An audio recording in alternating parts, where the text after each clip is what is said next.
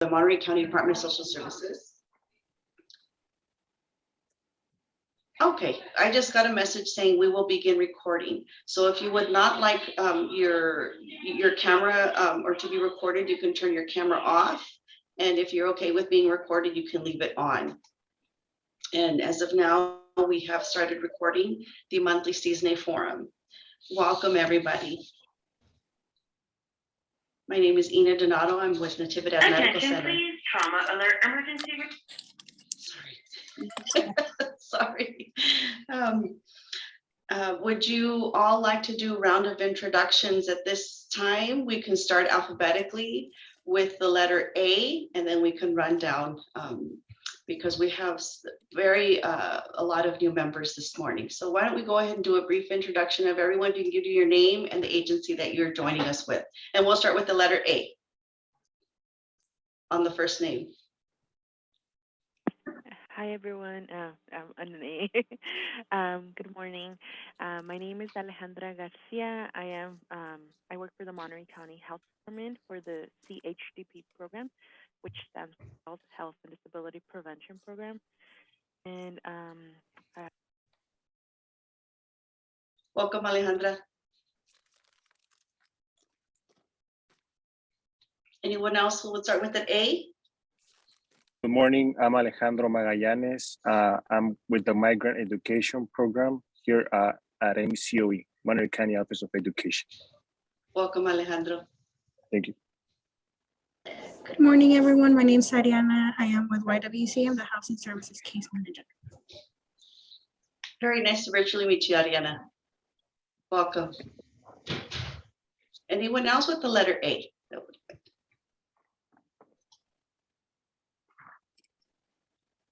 Let's go with the B's. Anyone with the letter B?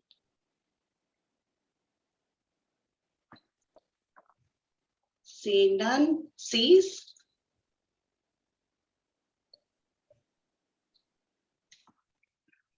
Hello, can you hear me? Yes, I can. Hi, yes. So my name is Christian Echeverri. I'm an engagement specialist here at Aspire Health Plan. Welcome, Christian. Thank you. Happy to be here. Happy to have you here. Anyone else with the letter C's that would like to introduce themselves? Seeing none, going on to D's.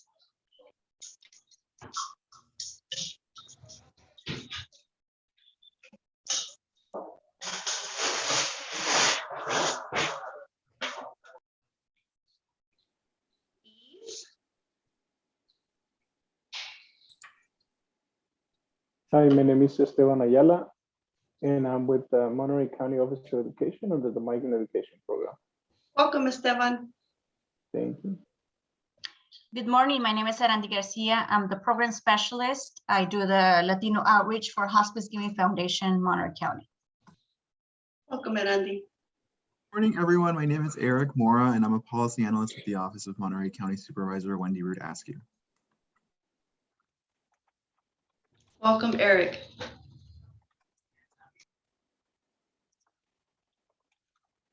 Anyone else with the letter E? F? Any F? G's?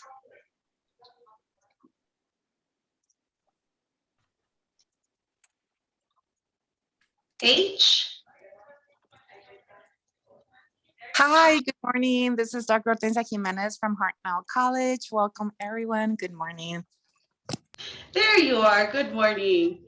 And Dr. Hortensia forms part of the Cisne Planning Committee as well. And Thank you for joining us. And Jill Hoffman again with Red Cross International Services. Hi. Hi, Jill. Welcome.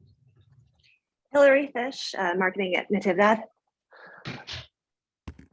Thank you for joining us, Hillary.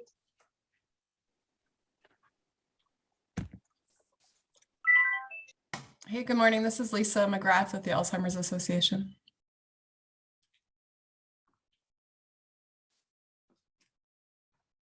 Welcome, Lisa.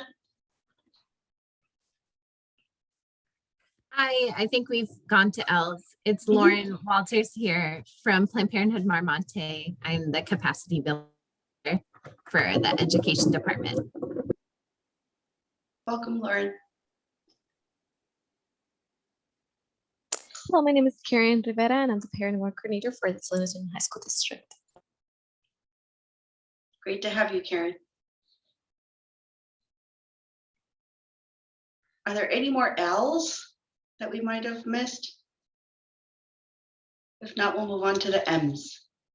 Good morning. My name is Mayra Amador. I work with Out of School Youth for South County for Monterey County Office of Education. Migrant Education Program.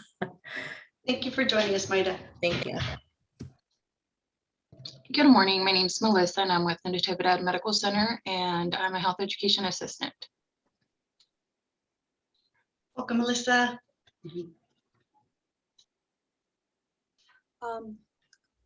Good morning. My name is Montserrat Politron. I'm from Alliance on Aging with the HICAP program, Medicare Counseling. Thank you, Montserrat. Any other M's? First names that start with M's. Good morning, everyone. My name is Mia McKernan. I am the Community Health Coordinator with Aspire Health.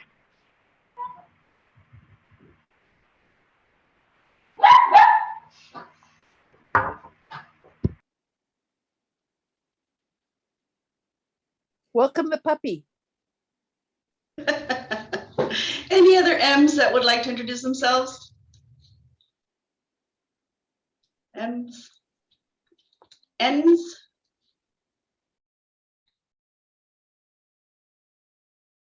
O. P's. Good morning. My name is Otilia Games. I'm Migrant Family Service Advocate from South County. Good morning. Good morning, Otilia.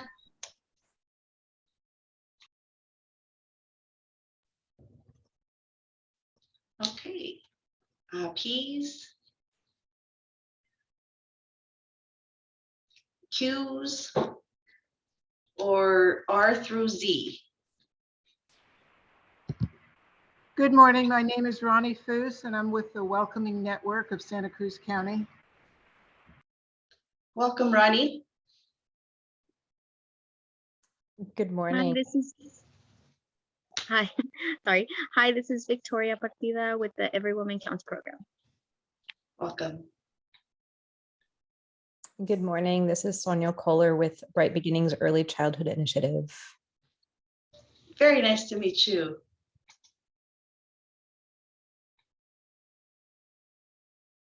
And is there anyone we might have missed that joined us a little later that begins with the first part of the alphabets that didn't get a chance to introduce themselves? Good morning, everyone. My name is Alma Mandujano, and I'm the HICAP Program Manager here at Alliance on Aging. And I also have with me Elizabeth Corona, which is our HICAP Assistant. Welcome. Good morning. My name is Blanca Valverde. I'm with the Center Union School District. Welcome, Blanca. Wonderful. Thank you all for joining us. Is there anyone else that would like to introduce themselves?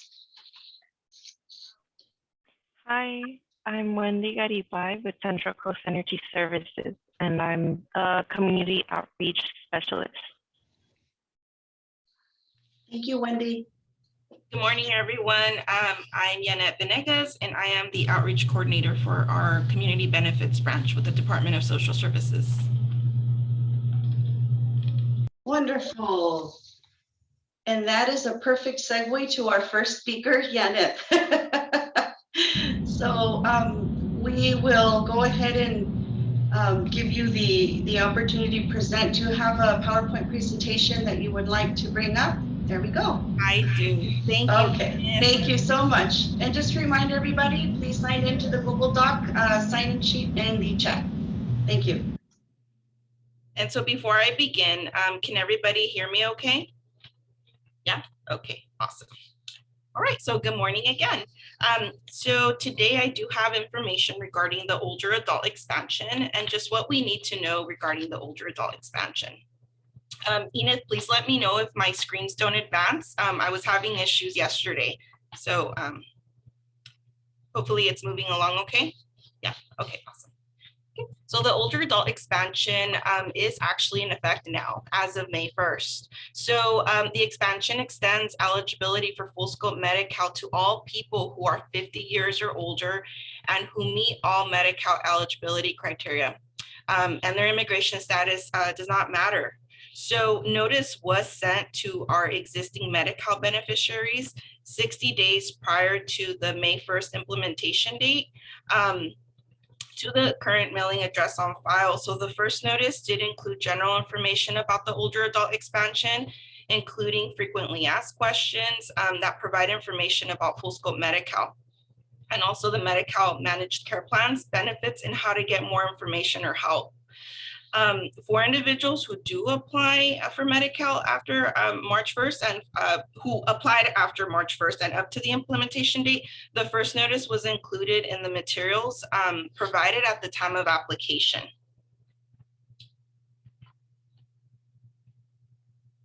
So individuals, again, who are currently enrolled in restricted scope Medi-Cal have now been transitioned to full scope Medi-Cal as of May 1st. And individuals who did not have active restricted scope Medi-Cal, they can apply online, by mail, by telephone, or at their local county office. So we do have 3 district offices. We have one located in Salinas, another one in King City, and one in Seaside. And the option to apply by fax is also available. And so for our restricted scope Medi-Cal beneficiaries, they also had received advance notice regarding the transition of their benefits prior to the implementation date. And we did include in the notice that there was no action for them to take on their part. So really the Medi-Cal just transitioned over automatically. And so here are the 5 ways to apply for Medi-Cal. So again, we do have the option to apply online. Our preferred method is the benefitscal.com, but they can also apply through Covered California. And there are 2 ways to apply by telephone. So we have our call center number here, and we also have the Covered California telephone number. Also the fax number. And of course, we do have the option for them to mail in an application to our office. And again, here are the local district offices locations here. So here are the addresses. And so there will be additional changes coming that also are part of the older adult expansion. So the asset limits will be increasing on July 1st. So the asset limits for Medi-Cal for people who are 65 or older or disabled will be increasing, and these changes apply to things that individuals own, which can be counted for Medi-Cal eligibility.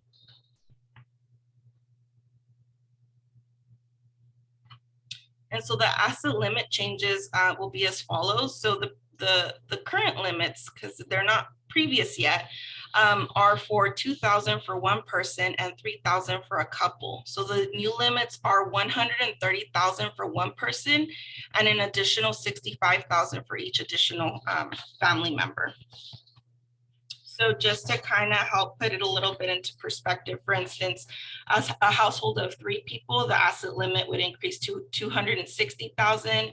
A household of 4 people, the asset limits would increase to $325,000. And so also we are also including information here to just advise the public that Medi-Cal beneficiaries are not subject to public charge. We are giving information and advising them to visit this website for more information regarding public charge. But we do want to let the community know, this is not a public charge. I know we often hear from customers they're afraid to apply for benefits because they're afraid of this public charge. So we've included this information, and I welcome everybody to share this information as well. And so there are important reminders for Medi-Cal beneficiaries. It's very important for existing beneficiaries to contact their eligibility specialist to report if their contact information has changed in the last 2 years. We, because of the public health pandemic, I know that, currently the department isn't taking any negative action on the case. And so we haven't had contact with some customers in a while. So it's really important for them to just remember that they should still report these changes, which are so important, because if we don't have the current contact information on file, it's going to be very difficult to get a hold of them if we need any information from them, or if we need to notify them of any changes. Also, if they started a new job or had any income changes, and also if they had any household changes, or if they're pregnant. And also another part also of the Medi-Cal changes that have taken place is there's also been an extension to the postpartum care benefit. So effective April 1st, the postpartum coverage period has been extended from 60 days to 365 days.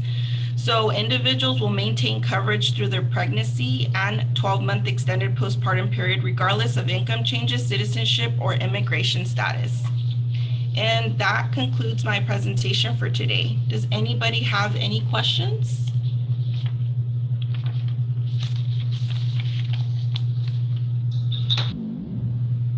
Thank you so much, Janet. I have a question, Janet. Regarding the income limits, those would still remain the same, correct? Right. So what we do, those do change. So the federal poverty limits remain the same. The only change is Medi-Cal has expanded now to cover these individuals, and what will change July 1st are the asset limits. Okay, and then another question. Can you give me a little bit more information about estate recovery? Oftentimes, a lot of people that contact us are afraid to apply for Medi-Cal because they think that Medi-Cal is going to take away their home. So can you just give a little bit of information about estate recovery and how that would apply? Actually, Alma, I would have to look into that information, and I can go ahead and get back to you with that. I currently don't have information on estate recovery, but I can go ahead and look into the information and send you an email if that's okay, if you don't mind. Yeah, I'll go ahead and drop my contact information in the chat, and then you're welcome to send me an email, and I'll go ahead and respond with that information. Thank you. I have a question. The legal status when the family apply, or there is no having any problems with for immigration. I mean, they can deny immigration or they have to pay back. What is this work? Do you know? Yeah, so the information that we've been approved to give is just really to just say that Medi-Cal beneficiaries are not subject to the public charge, and we're giving them the website really to obtain more information. I don't have more information than that. They would have to actually visit the website or make contact with an immigration specialist to talk further or discuss the topic further. Okay. Yeah. Okay, thank you. I just wanted to thank you, Janet, for making the time to provide the presentation to us. I think it's going to play a big role here in the community, mainly with our older adults, given the fact that now they're getting a full scope when before, all those assets became a problem. Thank you, Melissa. Yeah, definitely. This is really going to, this is a major change. And I actually have some numbers that I can actually provide you with to just kind of put in perspective just exactly more or less how many individuals this change has impacted. So just bear with me here. I'm gonna pull up some stats here that were provided to me just yesterday.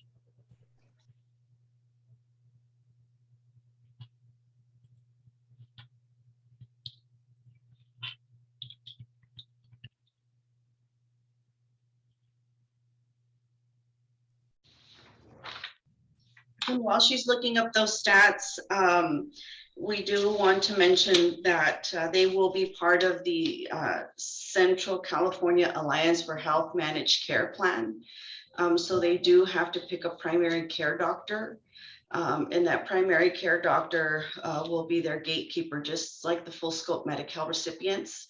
This full scope benefit will also include very important services such as mental health, dental, vision, and all the other scope of services that full scope Medi-Cal currently offers, which is new, which will be new for many of our immigrant individuals that will now benefit. So you as navigators and community advocates, you know, that's where your knowledge and expertise will come in handy with helping them navigate the complex world of healthcare and getting the services that they need. CCAH has also provided a flyer. I put it in the chat. I'll put it in the chat in just a minute with their contact information.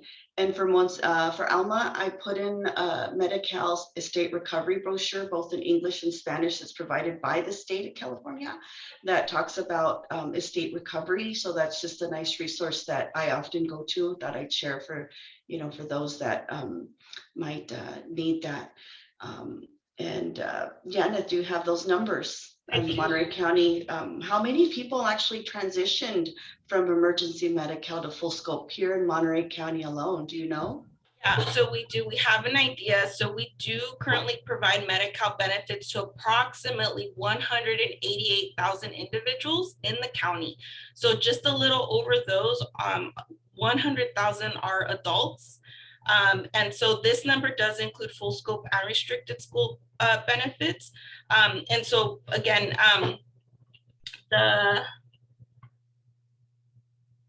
let's see, a little over 1,000 are adults, and of those we had 3,440 adults 50 years of age or older receiving restricted benefits that transitioned to full scope benefits on May 1st. So that's a huge number.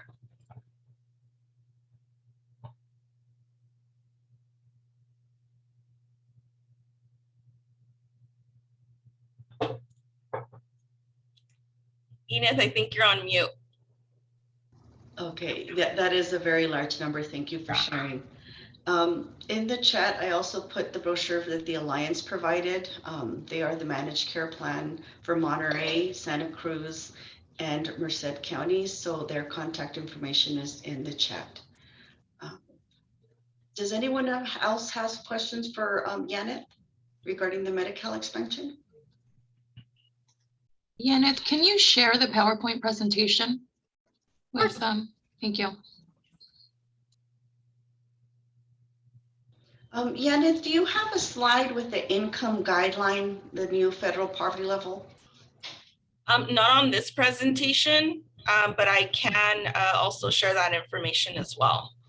Okay, if you can yeah, I will go ahead and send it forward to you, Enith, and I'll go ahead and send the PowerPoint, and you're welcome to share with the group. Wonderful.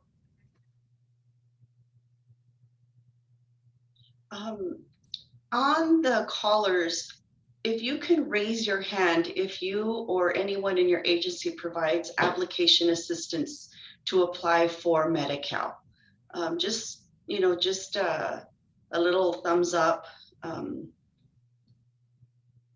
So we have the Alliance on Aging, Natividad, the school districts.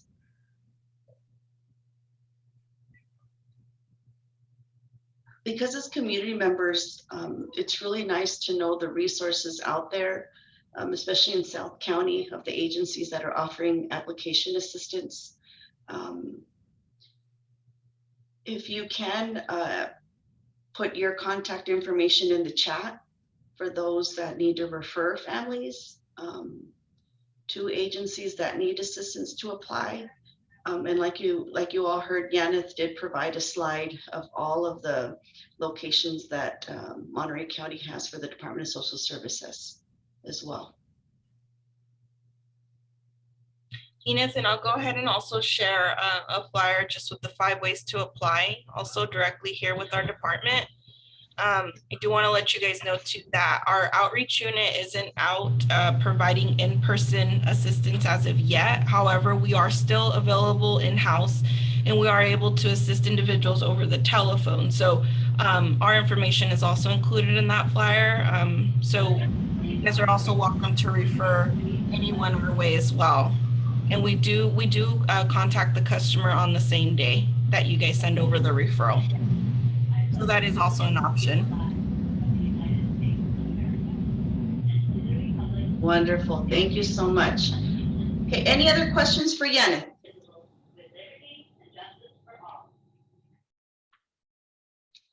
Okay. Thank you so much, Janet. Round of applause for Janet. Thank you for joining us today and for your informative meeting.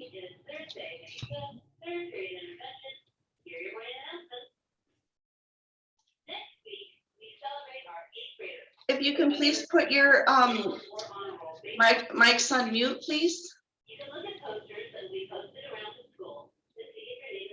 We're getting some background noise.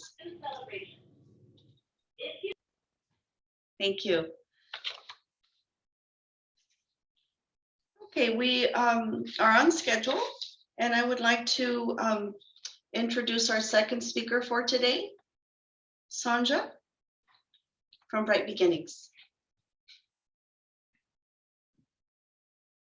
Good morning, and that's Sonia with a soft J. It's the German way of saying Sonia, of spelling Sonia with the I. Delighted to be here. Thank you for the invitation. Again, I'm director of Bright Beginnings, the Early Childhood Development Initiative.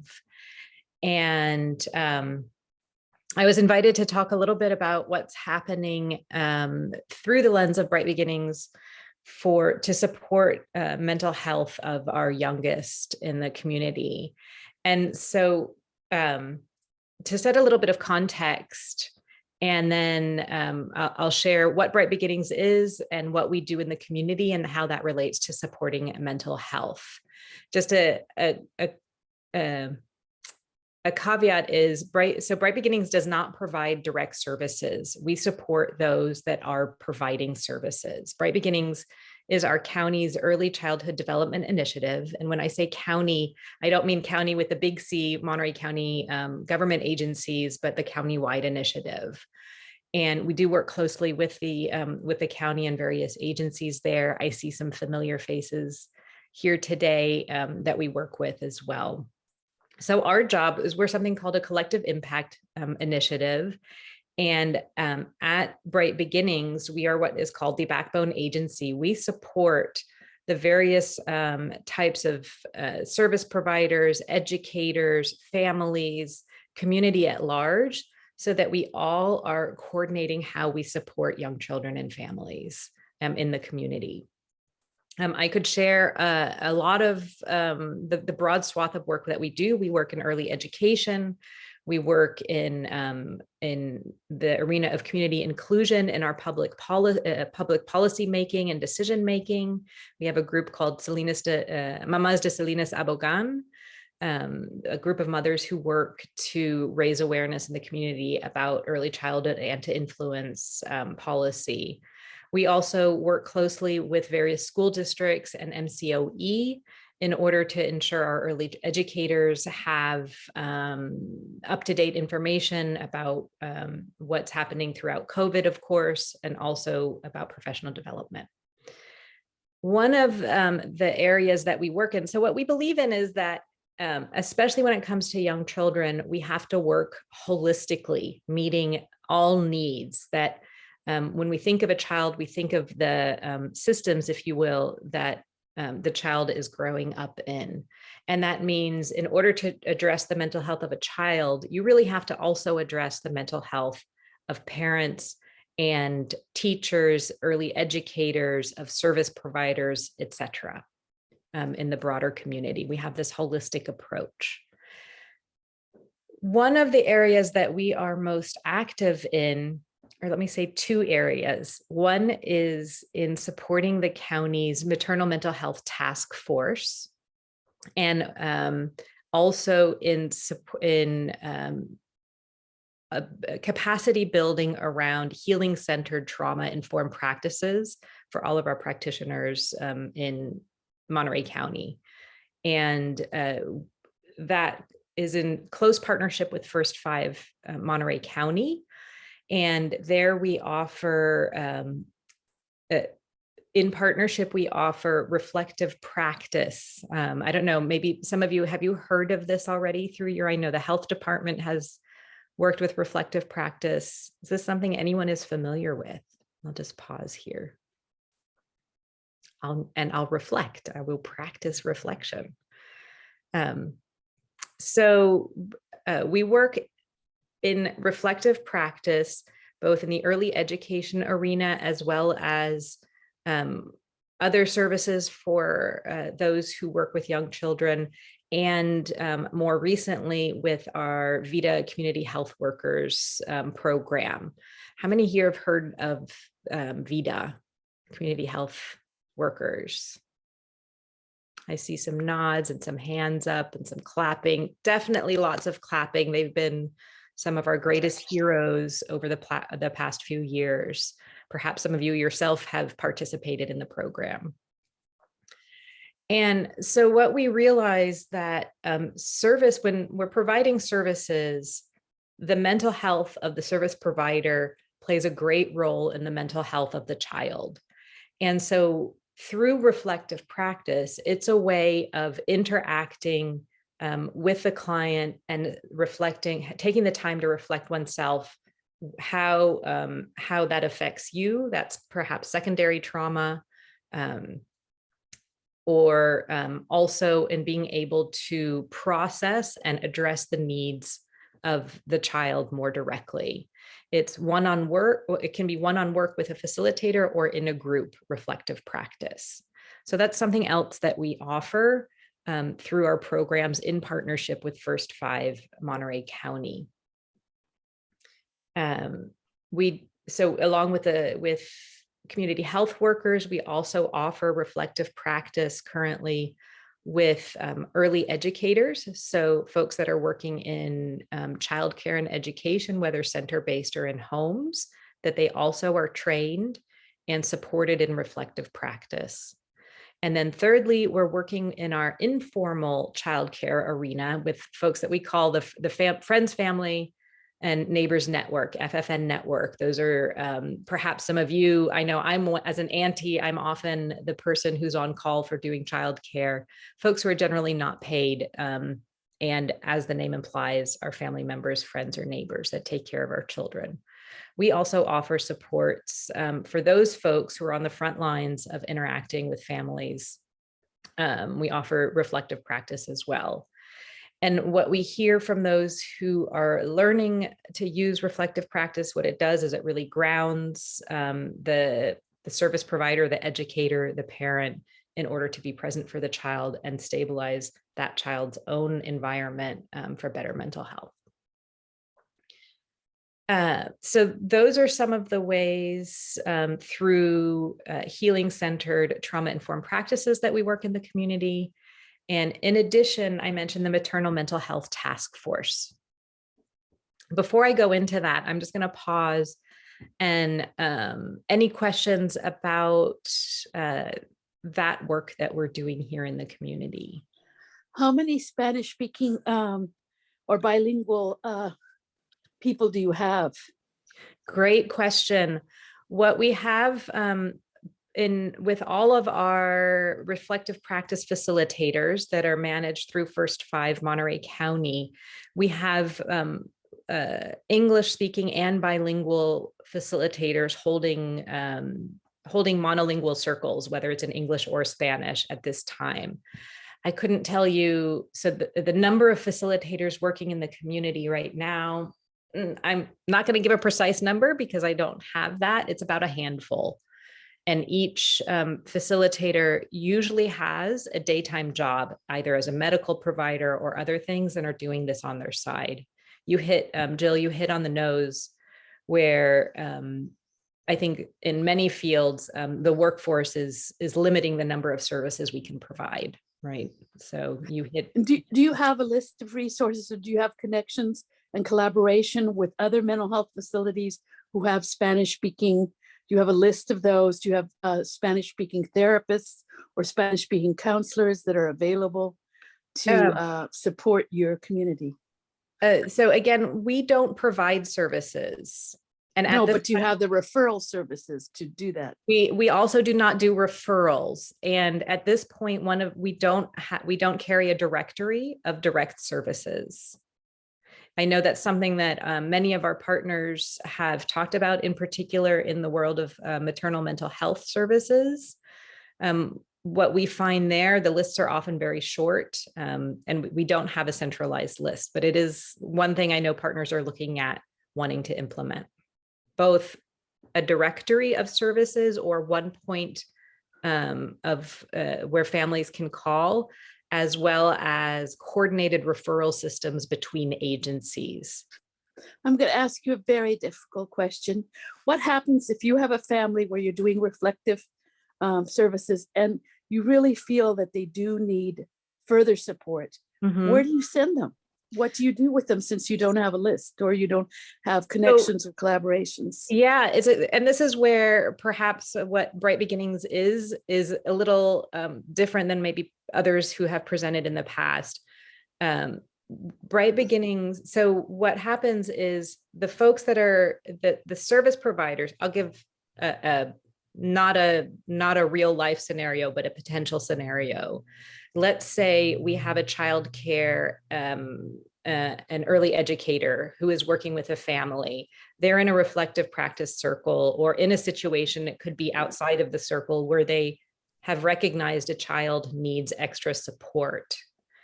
And this is a group that is with one of the first 5 collaboratives who does cross referrals. That team would wrap around the child, work with the family, and identify what kind of services are needed, and being able to do the referral. Bright Beginnings doesn't do that process. It's the agency with which we are working that does that process. Got it. Yeah. It's a little, yeah, we're kind of this in-between arena. Okay. You're being referred to rather than referring out. We are working with the folks who do the referring in and out. I got it. It's meta. It's very up in there. And so I wish I had a list of services that I could provide. That's not something that we do. Thank you. And what we do is, for instance, with the Maternal Mental Health Task Force, the folks who show up for that, if they identify that they would like to have a central place, and actually this is something that we're working on, or at least we have put on our list to work on, is to create that kind of central directory of services for around perinatal health in particular. I imagine that will grow. And so in that task force, similar perhaps to this group, as pulling together a subcommittee, someone who could manage a web-based directory so that everybody has access to that. Public health? When you say public health, you mean that public health would have access to, or they would be included? Well, for instance, I know they have a prenatal program. Public health has a prenatal program, and they do early home visits of newborns. Exactly. Yeah. That's the Nurse Family Partnership does home visits, and which is actually, they've also been working with helping to support the mental health of folks that are in those programs better. And they don't need to be documented, do they? I'm not an expert on the eligibility requirements for the Nurse Family Partnership program. We'd have to, maybe someone here from the health department knows more, but we can find that out for you. That'd be wonderful. And then we can put it in our newsletter. Yeah. Thank you, Thanks. Sonia. Thank you so much. Yeah. And This has been really helpful. Yeah, it has been really helpful. And as you probably can imagine, accessing mental health resources for our Spanish-speaking migrant community has always been challenging, and to find resources more so. So, if and when you do make that, resource available, we welcome you with open arms as a platform to share it, because that is something we desperately need. I will definitely share, even, and if I find things before then, I will share it with you as well. And this month is mental health awareness, which is what you all know. And this week is Maternal Mental Health Awareness Week. We've been, one of the things that through the task force we've been able to do is address stigma and raise awareness about just even recognizing, especially perinatal mental health. And for the first time, this task force is working trilingually. So in their awareness raising campaign, English, Spanish, and Triqui, and working with various radio stations and community organizations around that. So just wanted to share that that's also happening in the community. And one of our ideas is the more we raise awareness, the more we can raise resources as well. I totally agree. Thank you so much. And then you also have a newsletter that you send out. Is it weekly, or that newsletter with resources? We have, through Bright Beginnings, we have, for the overall initiative, there's a quarterly newsletter, and I've just put the website in the chat at the bottom. You can sign up. We have 3 different newsletters that we help to put out into the community. A general one about the initiative, which happens quarterly or roughly quarterly. The second one is a monthly newsletter full of resources. That one is for perinatal mental health, specifically resources there. And in addition, on our website, and I'll put in a link here shortly, there is a online training series for service providers that interact with young, in particular, young families or perinatal parents, I guess you could say, on how to better recognize when there's anxiety or depression in a birthing person. So there's a training on there that might be suitable for all of you. It's online, self-paced, beautifully done. And so that newsletter for the task force full of resources goes out monthly. And then we have a weekly newsletter that goes out for early educators. It's not focused on mental health. It has all kinds of information for educators. Thank you. Any other questions for Sonia? How do you do your outreach? And for outreach through the initiative, we have a big part of our work is helping to connect various organizations.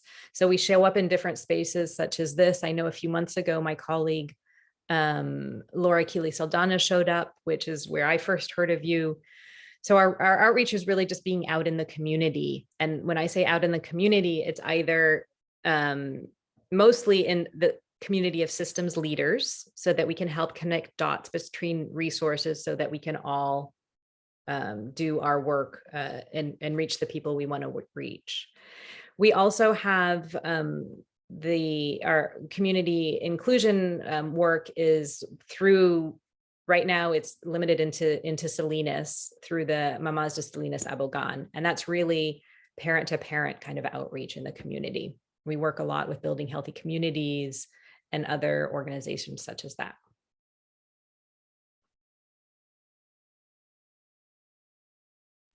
Wonderful. Okay. Thank you so much, Sonia. Any more questions for Sonia? Round of applause. Thank you so much for joining us today. Thank you.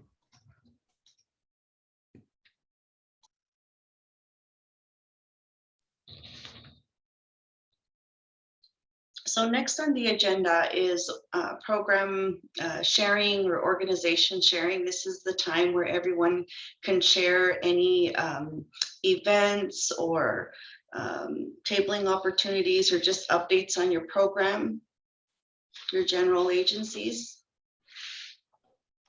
Hi all, I just wanted to share YWCA will be having a training event on May 23rd called Nurturing Development.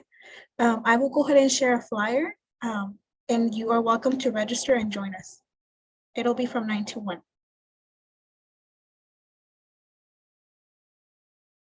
Will this be in person or is in Zoom, Ariana? This will be through Zoom. Okay. Yeah, so once you register, then you should be receiving a Zoom link. Thank you. And I believe Lena shared the Zoom link by email. Thank you for sharing. Anyone else? Eric, I see Eric's hands up. Thank you so much, Enid. Oh, let me turn on my video really quickly. Hi, everyone. I just wanted to invite everyone. Supervisor Askew hosts these quarterly, not quarterly, they're a little bit more frequent than that. These like every other week events. They're called Wednesdays with Wendy's. And on select Wednesdays, what she does is she just picks a topic, right, of interest to the community. And this upcoming one on May 18th, Wednesday, May 18th from 4 to 5 p.m. will be on the county budget. So we're going to have the county budget director, Ezekiel Vega, join us on Zoom or Facebook Live.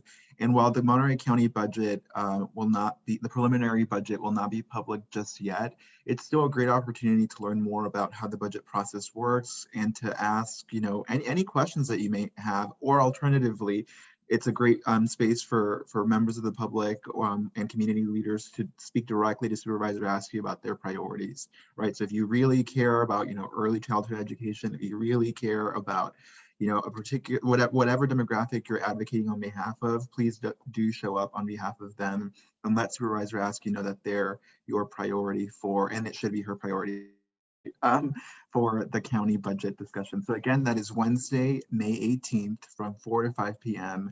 You can find the Zoom link on our website, wendyrootaskew.com, or you can join us on Facebook Live. And we have Spanish interpretation available on Zoom, but you'll have to jump on the Zoom link to access it. Wonderful. Thank you for sharing. Jill, I see your hand up. Did you have a question, Jill? Or did you want a program share? Yes, no, I did want a program share if it were all right. We have a number of things happening, but what is most important, I think, is we're looking now, we have what we call a Latino X group that provides Spanish speaking services to our Red Cross constituents, those people who are in disaster or dealing with forced migration. And we're looking for Latino bilingual Spanish speakers to be able to provide services for the Monterey and Santa Cruz community. And so if you have anybody in your agency or you know a friend or a family member who wants to volunteer, we desperately need bilingual volunteers. And there's an entire Latino X group that meets once a month to support different communities. We have 13 counties that we work in, but primarily in Monterey and Santa Cruz. It would be wonderful to have that. The other thing that's happening is that we're having on the May 19th, we're having a climate change discussion group where we're having somebody from the International Climate Center talk about heat and youth. And also we're going to have local people speaking about farm workers and farmland and dealing with public works and waste management. And I think it'd be really wonderful if people want to attend. My email is in the chat. But the other thing that I think is really exciting is June 14th is Immigration Week, and Silicon Valley is having an amazing fair. And I highly recommend that anybody from Monterey come. All the agencies that work with all the immigrants within our region will be there, and we'll have a tabling event. And it's really a festive occasion. And what I'll do is I'll send that, if anybody emails me, I will send them the flyer and they can decide if they want to come. I went 2 years ago and it was amazing before COVID. It's just an amazing event to meet other agencies that work just like us with migrants and immigrants. So That's all I'm going to say. I'm too long-winded. There you go. Okay. Thank you, Jill. Anna, did you have a program update? Yes. Hello, everyone. So my name is Ana Mendoza, and I am the ESL program specialist for Salinas Adult School. I just wanted to say happy Cinco de Mayo. I see some of you wearing your traditional clothing, and I love it. So I'm wearing mine too. But here at Salinas, our semester ends on the 25th. That's our last day of school. We are unfortunately are not accepting any more students because the semester is coming to an end, but also because we are full. We next semester, we won't be accepting any new students for the summer, unfortunately, but we will be accepting students in July for the fall semester. So we will be sending out flyers when when we get closer to August, so that way you can help us reach our community so that they can come in and get classes. We are pretty excited because next semester we are actually going to offer several classes. One of them is a 10-hour course so that students, ESL students, can get their certification, their paraprofessional certification, so that way they can be teachers' aides in the classroom. And we will also help them, get situated, do their resume, apply for jobs in that specific field. We also have another IET program that we have is also for the home care aide. That's also a 10-week program where we have partnership with some organizations that are waiting for our students to graduate from our program, so that way they can get hired. And then we have, of course, a culinary class, which actually is happening now and will end on the 25th. So we have that going on next school year. So we are pretty excited about that, and we'll be sure to send you flyers and information about our classes. That's it. Thank you, everyone. And when you have those flyers ready, once again, we provide the Cisne platform to share and get the word out. Thank you, Ana. Thank you. Montserrat, welcome. Hi, thank you. Good morning. Yes, so the Alliance on Aging Medicare Counseling Program is having a Medicare Basics presentation in person at the Meals on Wheels Community Center in Pacific Grove. This will be on Tuesday, May 24th at 5:30 p.m. So if you have family members, friends, or even clients, all are welcome to join. I'll include the flyer on the chat. So I'll attach the file there. Thank you and have a nice day. Will those be bilingual as well, Montserrat, or English only? So this one is only going to be English, but we will be having more seminars, and then you can find those at our Facebook page, Alliance on Aging. Okay, thank you. Thank you. Alejandra. Hello, everyone, again. So I did want to share on behalf of the CHDP. Well, we have some news. We still are not sure, like it has to be voted on. It has been proposed through the governor's budget for the upcoming fiscal year, not this one, but for 2024, that CHDP might sunset. So that means the program itself is would, but we are still being processed and voted on. Hopefully by next month we will for sure know and probably start sharing it with other schools and throughout. But for now, it is business as usual, and I do still continue to do outreach for the community, and then also if there are any schools or any community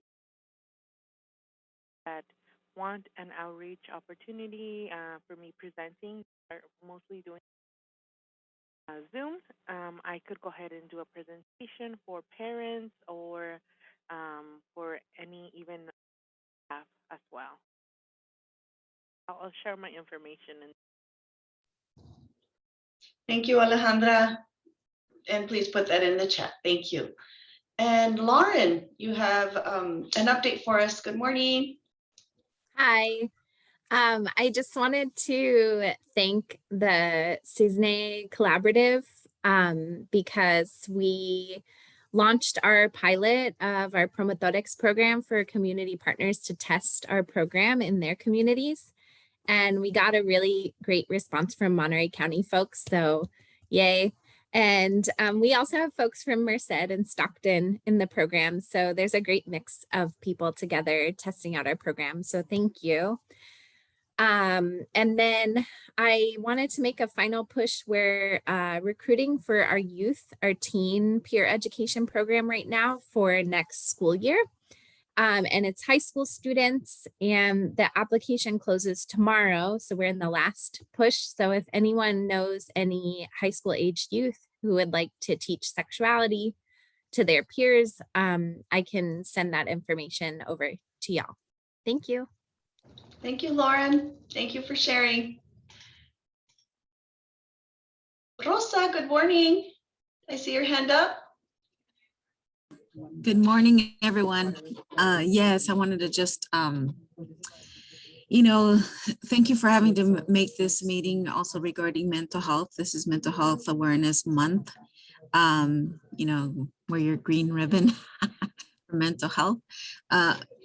The other thing is just wanting to, remind everyone that I'm excited about this new clinic that is going to be opening soon in the East Alisal area, and is related to, is going to be servicing youth and children.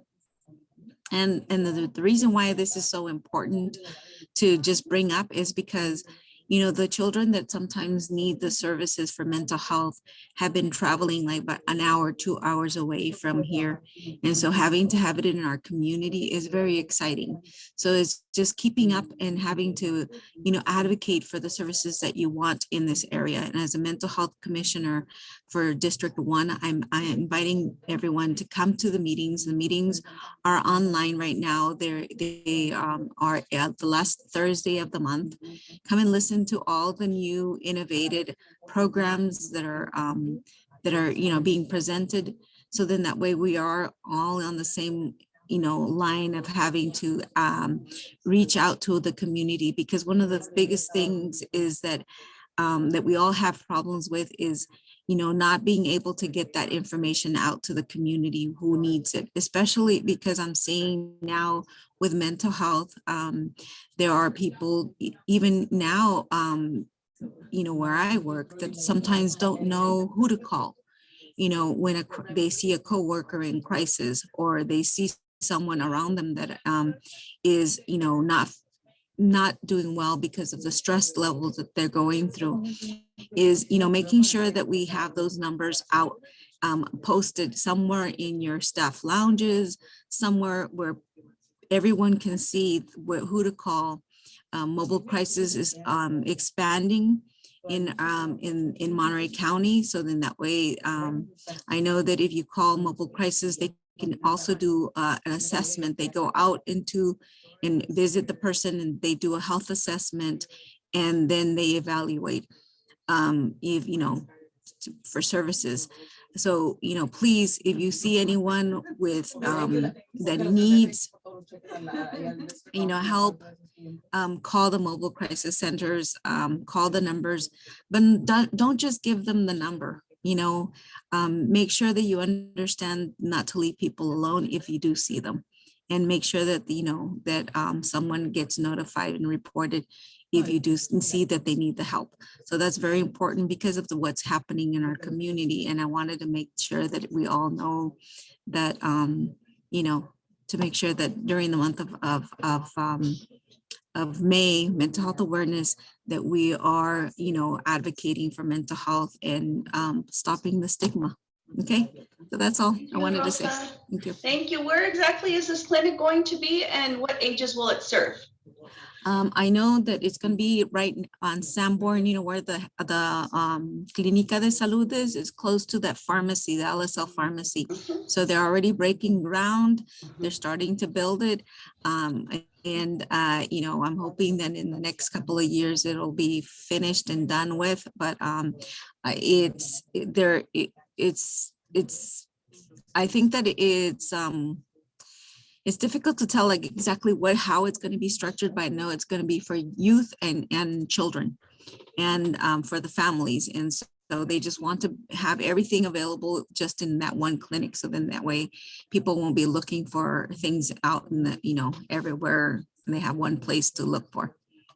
Yes, thank you so much. And you know what Rosa mentioned is if you see somebody in critical need of mental health, you know, Natividad has the 24-hour emergency room and the crisis team 24/7. So, you know, the emergency room is also an immediate way to get, you know, life-saving resources. We have the crisis team available here at Natividad and by calling 911.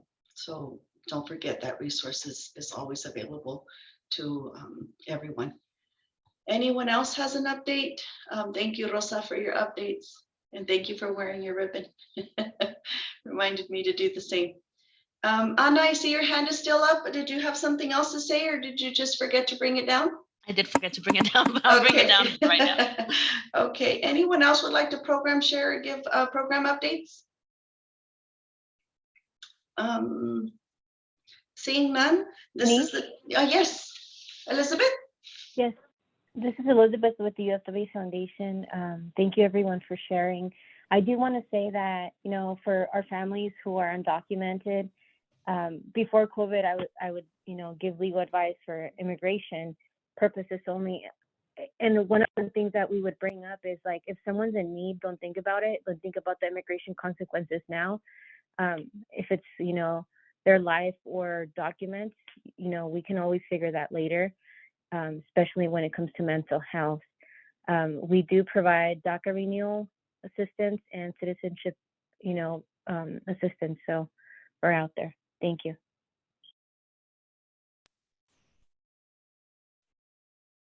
Oh, and I heard that they can do DACA renewals now online, right? That's something new, Elizabeth?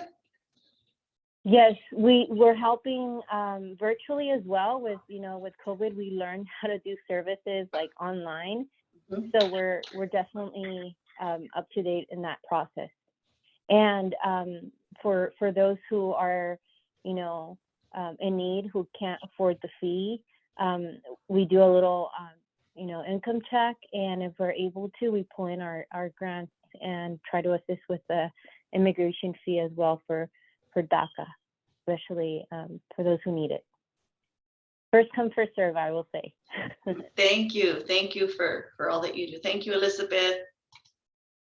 Thank you. And Elizabeth is with the United Farm Worker Foundation. If anyone has any questions or need assistance, they are available to provide citizenship and immigration assistance. Any other agency that would like to give program updates or program sharing? Hi, I want to ask you the plus Elizabeth, what is the right phone number? Because I've been calling to the farmer worker for support, and I think it's not working. Can she provide us the phone number, the right phone number? Thank you. I'll put it in the chat because she's joining us by phone, so I'll have it in the chat. Thank you. Elizabeth, can you give the right number for the community members to call? Sure, 831-220-3004. But if you're within the Cisne network, our email goes out in the email blast. Feel free to send me an email and say, hey, you know, I have so-and-so, and then I can refer them directly to our department. But 831-220-3004.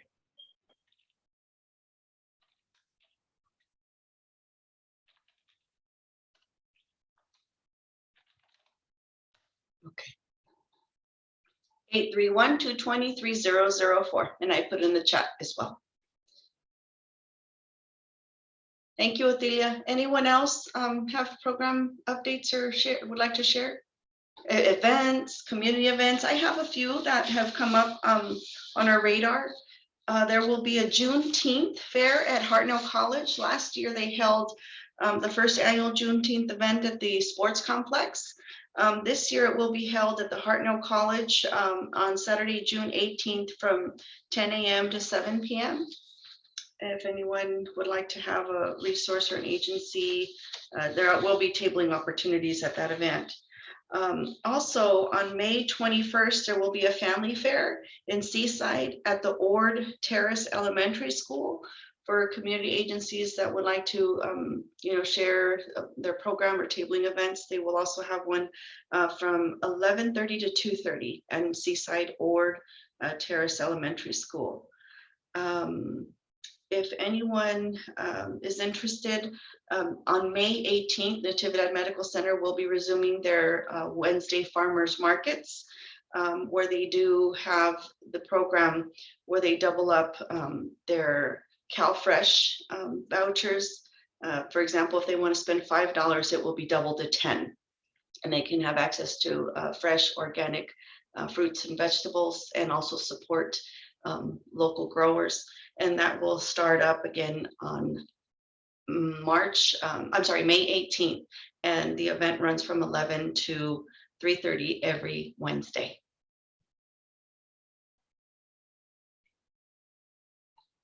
Anyone else would like to program share? Is there any way that you can send us an email with all those dates and all that information, please? Sure. Thank you. Okay, so I'd like to give an opportunity for our Cisne attendees to give us ideas or recommendations of next month's speakers for the month of June. As you know, we like to bring speakers and topics that are relevant to your everyday work, that you will, your families you serve will benefit from. Is there any hot topics or agendas that you would like us to bring forth? Carmen, I see your hand up. Did you have a question, Carmen, or a top? No, I was looking for the full details for the information, but there's gonna be a torneo de football, and it's called Viva la Fiesta at the Soccer Sports Complex ground on May 21st and 22nd. Let me see, I'm trying to find the time so I can give it to you. Oh, it's from 9 to 2, I believe. I believe it's from, yeah.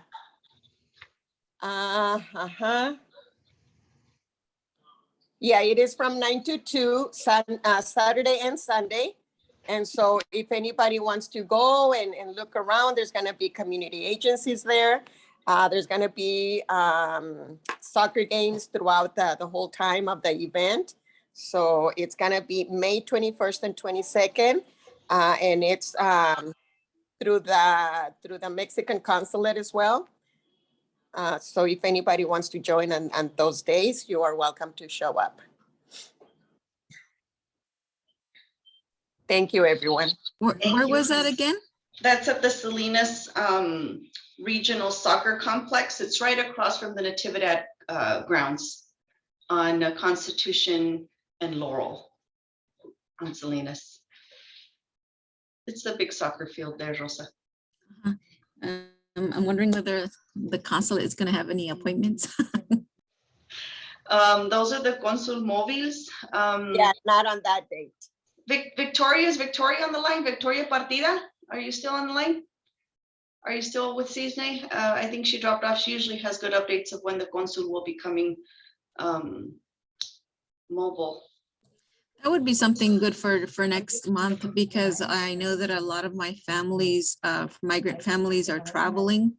And now that the numbers are going down, supposedly of COVID, they're now wanting to travel. And so I think it'd be also good to talk about, what's happening in the consulates if they're going to be traveling, and what's happening in the other countries regarding COVID.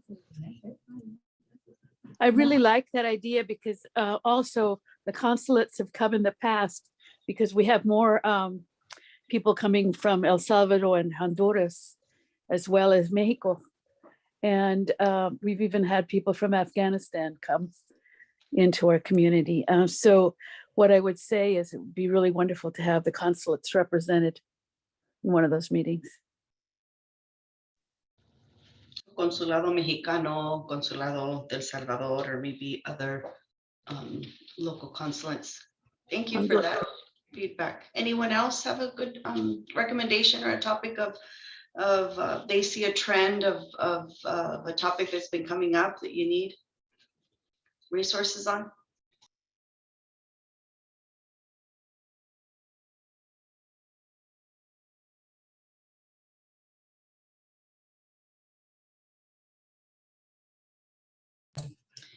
I just want to mention, so the dates for our school entrance and exits have changed a little. So school's going to be out on the 1st of June for the LSL school district. And then we're entering back sooner than before. So we're probably going to be entering back to school around the 2nd of August. So this is just, just in case anybody is working around the schedules for schools. It's changed a little. So we're also during the summer, we've created virtual classes and at the same time, in-person classes. So it's sometimes a little more difficult to get a hold of parents sometimes because there's still parents having trouble logging in, or maybe because this is a time where they're working. But I know that we're hosting health workshops at 6:30 at night, and some even on a Saturday. So if anyone is interested in or is thinking of having to do presentations for the schools, just keep that in mind, that that's what's happening right now.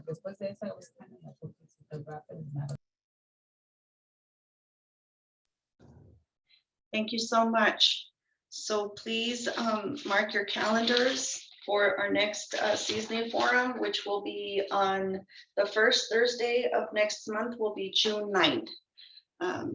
June 9th, which will be the first Thursday of June, and it will be at 8:30. Is there anyone else who would like to program share? Maybe a local representative, okay? Priority focus areas and how they're doing input in those priorities in the community. So local representatives.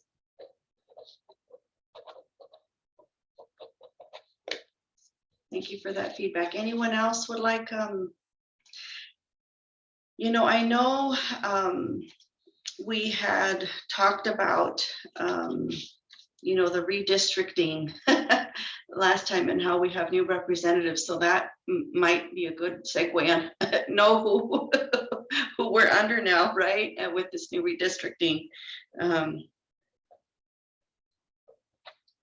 Okay, thank you so much. Anyone else would like to have last comments or last program sharing or program updates or feedback on future topics?